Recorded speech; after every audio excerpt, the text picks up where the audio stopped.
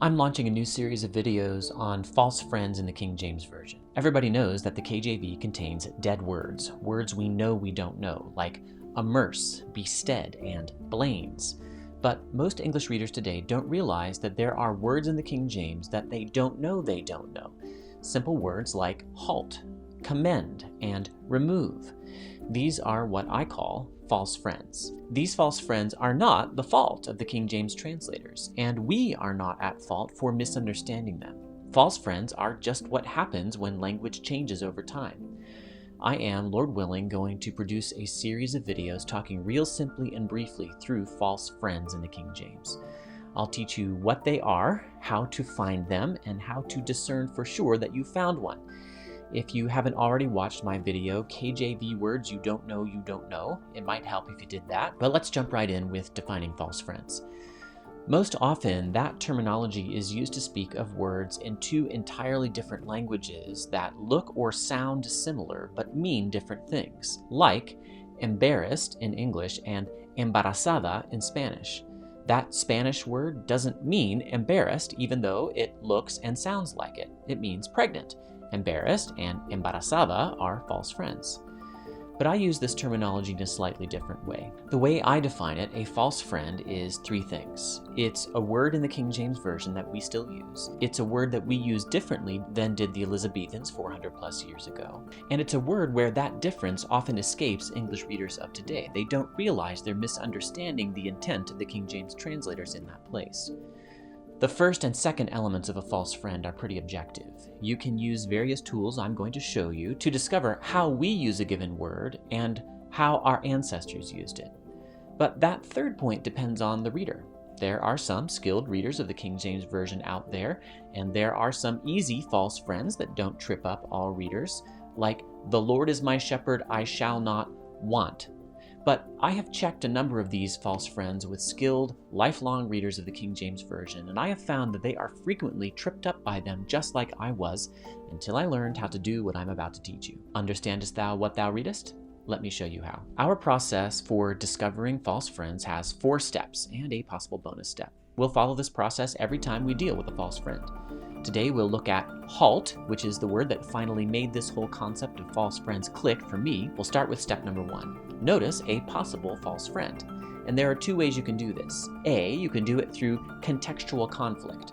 Now, I did not notice that halt was a false friend through contextual conflict. I didn't sense any conflict. I read right past this word and didn't realize I was misunderstanding. And you'd have to be a very good reader to notice false friends in this way. But in places it's more likely, like men shall be lovers of their own selves, covetous, boasters, proud, blasphemers, disobedient to parents, unthankful, unholy, without natural affection, truce breakers, false accusers, incontinent, fierce, despisers of those that are good. 2 Timothy 3:2. A reasonably attentive reader who knows contemporary English will realize that our current meaning of that word incontinent just doesn't fit in that list.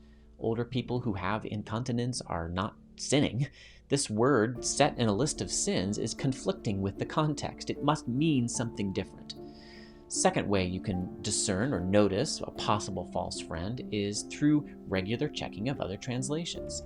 This is how I noticed halt. The King James Version translates a phrase in 1 Kings 18:21 this way, and I had it memorized. "How long halt ye between two opinions?" And the ESV translates it, "How long will you go limping between two opinions?" That, to me, was funny. We don't use halt to mean limp today. This was a tip-off that halt might be a false friend. And in fact, the New American Standard Bible and the Christian Standard Bible, Standard American Evangelical English translations, both mention that the Hebrew word in 1 Kings 18:21 is literally limp or hobble. I'm presuming, of course, that you are checking other English Bible translations on a regular basis. If you're not, I think it very unlikely that you will discover very many of these false friends. Step 2. Look up the Hebrew or Greek word in a responsible original language lexicon. Lexicon just means dictionary. The most respected New Testament Greek lexicons are probably BDAG, Bauer, Donker, Arndt, and Gingrich, and Louw-Nida. The most respected Old Testament Hebrew lexicon is Halt, the Hebrew and Aramaic lexicon of the Old Testament, and its abridged little brother, Chalot, the concise Hebrew and Aramaic lexicon of the Old Testament. If you are using Strong's or Vine's or Thayer's or whatever free thing you found on the internet, you are not probably using a responsible tool. The reason Strong's and Vine's and Thayer's are free is that they are out of copyright and are dated. They are certainly not always wrong, that's not what I'm saying, but the most responsible students of Hebrew and Greek do not turn to these tools. So let's look at chalot, which, because it's abridged, is a little easier to wade through than halot. It says the verb here in 1 Kings 18:21 means be lame or limp, and it lists this very passage, 1 Kings 18:21. But does the English word halt mean limp? I thought it meant stop. We'll have to go to the next step to find out. Step 3, look up the word in a contemporary dictionary to discover what it can mean today. Remember what a contemporary dictionary's job is. It's to guide its readers on how other English speakers use English. It doesn't tell you how people used English in 1611 necessarily, or certainly in 1427, or even in 1898, although obviously there's a lot of overlap between our English and those historical Englishes. So what does my contemporary dictionary, my new Oxford American Dictionary that comes standard on every Mac, say is the way people today use halt as a verb? It says that we mean to bring or come to an abrupt stop. And that is precisely what I always thought Elijah meant in 1 Kings 18:21. How long will you stop between two opinions? I've asked dozens of other lifelong King James readers, and nearly all of them thought the same thing. The ones who knew it meant limp were all people who cheated. They're people who could also read Hebrew. But notice, my dictionary goes above and beyond by mentioning another sense of the word halt, one it calls archaic. And when this other sense was used without an object, it meant limp. This is great. It means I hardly need to go to our final step. Every once in a while, a contemporary dictionary will be all you need to discover a false friend. But that final step will be useful often. In fact, almost always we're going to have to check this fourth step to really confirm our read of a false friend. Step number 4 is look up the King James word in the Oxford English Dictionary to discover what the word could mean in 1611. This is probably the most difficult step because the OED is a technical tool for specialists. It takes some practice to learn how to use it well, but you must learn because there is no substitute for the OED. The OED is the only English dictionary that traces the meanings of all English words through time.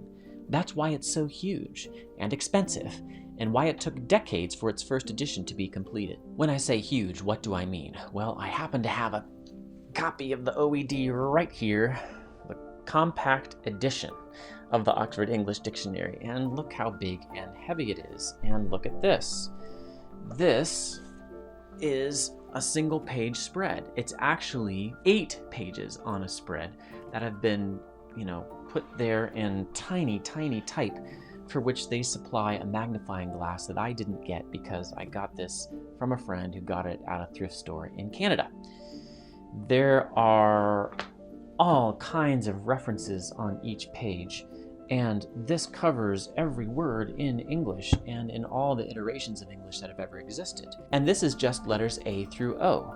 I also have here letters P through Z. This is unwieldy. I have to admit, I never use the paper editions of the Oxford English Dictionary. It's just too much. I am able to access it through my local library system. Contemporary dictionaries like Merriam-Webster and American Heritage, and historical dictionaries like Webster's 1828 simply are not designed to tell us reliably what English words meant around the turn of the 17th century when the King James translators sat down to revise the 1568 Bishop's Bible. And if you look up halt in the OED, you will see that, indeed, the word used to mean limp. Here is sense 1 in the OED. Intransitive, to be lame, walk lame, limp. And they mark this sense as archaic. This seals the deal, proving that we have a false friend. If the meaning of the original language word can be found among the historical senses of the English word, it's certain that that's what the King James translators intended. When they wrote halt, they didn't mean stop, they meant limp. Bonus step number 5, look up your word in a contemporary or historical, or both, linguistic corpus. Now, dictionaries are not perfect, and they tend toward conserving old senses rather than Orwell-like dropping them. And I personally am certain I have never heard or read a contemporary English speaker using halt to mean limp. I'm thinking that the limp sense shouldn't be archaic, but instead obsolete. I think it's a dead sense. This bonus step for the truly dedicated, the ultimate word nerds, means going and checking up on the work of the dictionaries by looking at the way people actually use English in a linguistic corpus. Corpuses are just huge collections of English writing. They take time and skill to use well, maybe even more than the OED, which has already chewed through the data for you. But when we do use them, you'll see how valuable they are. You can see for yourself using a free online corpus collecting contemporary English words that no one uses halt to mean limp today. You can see for yourself using a free online corpus collecting historical English words that people in the past used to use halt to mean limp. I'm not going to take us through this work today because it's just too detailed, but I'll explain briefly how it works. You look up halt in the Now corpus, News on the Web, and you check a couple dozen references, maybe up to 100. You scan them quickly to see if any of them is used in a context where someone is talking about limping or crutches or a leg injury. Maybe you'll find one, but I doubt you'll find many even if you look at 500 example uses of the word halt. Then, if I triple dog dare you, maybe you might want to check the corpus of historical American English to see when it was that the limp sense drifted out of English. Can you remember these 4 steps and the one bonus step? We'll be using them over and over in these videos I hope to make. Let me finish out this intro video with a comment about false friends. Different readers have different skill levels and knowledge bases. What kind of skill level should a Bible translation aim at? Defenders of the exclusive use of the King James Version are commonly confused on this point, in my opinion. I often hear them say, complaints about King James readability are ludicrous. It's on a 5th grade reading level, as computers prove. But a short time later, I hear them say, modern versions dumb down the Bible by using contemporary English. It's like an accessible reading level is a good thing in the King James Version and a bad thing anywhere else. And I want to say to them, which is it? Is the King James easy, or does it require hard work with dictionaries? Now sure, ideally, every Christian would be a great reader, but they're not, and they're never going to be. 1 Corinthians 1 says, not many wise, not many noble are called. I think it is acceptable for contemporary translations to aim at somewhat different audiences. The NIV is pegged at a 7th grade level. And again, before any King James readers scoff, they should remember how many of their own have insisted that the King James is on a 5th grade reading level. And you need to watch my video on that in my other series on Authorized to Get the Skinny on reading level analyses of the King James Version. The ESV and NASB, in my estimation, aim at a somewhat more difficult reading level than 7th grade. The CSB is somewhere in between. And as I said in the first edition of Authorized, the Use and Misuse of the King James Bible, I am happy to use multiple different translations. I read only at a 10th grade level because of all the TV I watched as a kid. Just kidding. But I get help from translations pegged at every single level. Some readers of my book complained that some of my examples of false friends were not exactly important passages. Does it really matter if some of today's readers stumble over incontinent, whether they know it or not? It's not like we're changing Christian doctrine when we misunderstand a false friend. And that's true. But I can easily turn the tables here. If the false friends that I cite are matters of no consequence, then why fight so hard to keep them as they are? Is it okay for our main Bible translation to include many words like incontinent or halt when without self-control or limp is readily available? Alan Jacobs, one of my favorite contemporary English writers, commented once about one of my other favorite contemporary English writers, C.S. Lewis. In his book, Studies on Words, he mentioned what he called the dangerous sense of an old word or phrase. Here's Jacobs quoting Lewis. The dominant sense of any word lies uppermost in our minds. Wherever we meet the word, our natural impulse will be to give it that sense. When this operation results in nonsense, of course, we see our mistake and try over again. That's a contextual conflict. But if it makes tolerable sense, our tendency is to go merrily on. We are often deceived. This is what Lewis says. He says, in an old author, the word may mean something different. I call such senses dangerous senses because they lure us into misreadings. Lewis saw what I see. Now, not every reader falls into every potential trap. Not all false friends are false friends to all readers, I grant that. But at what point should we all be concerned about false friends that are false friends to some readers, especially in a book as important as the Bible? I made the case in my book that the point has come, the time is now.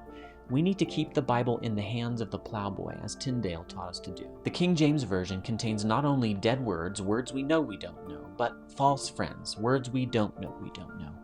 The list of those false friends will be shorter for some readers with prodigious reading skill, and longer for others without knowledge of the historical form of English we call Elizabethan. But I am perfectly confident that there is not a single English speaker alive for whom the list has no entries. Finally, I want to be the very first to admit that a lot of the false friends I'm about to uncover in this series of videos are minor.